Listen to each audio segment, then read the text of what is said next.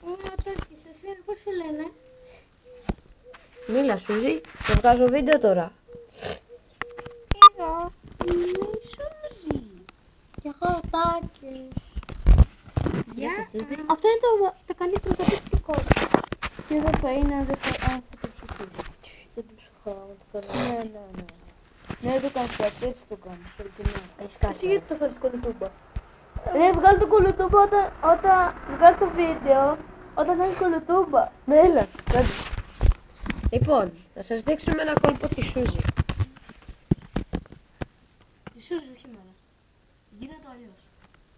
Γίνεται αλλιώς στην κάμερα. Δεν γίνεται αλλιώς ρε. Μόνο έτσι, ναι. Ναι, δεν πειράζει. Θα βγάλει όμως μόνο τη Σούζη, όχι εμένα. Το κόλπο της Σουζάννας. Το δάτε το κολπάκι. Τώρα, φέρτε μου λίγο. Τώρα η Σούζη θα σας πει ένα γεια από κοντά. Τι κάνεις στο κολοτούμπα από τα μπροστινά? Όχι, γιατί θα χτυπήσω το κεφάλι. Και εδώ είναι το Σούζη. Άστο ρε. Και εδώ είναι η Σούζη. Η Σούζη.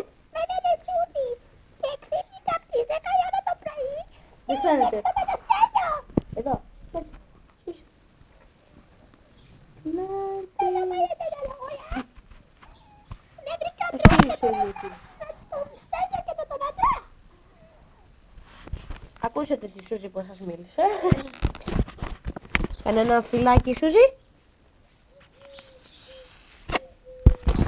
Πάμε σπίτι να παίξουμε. Έγινε το βίντεο.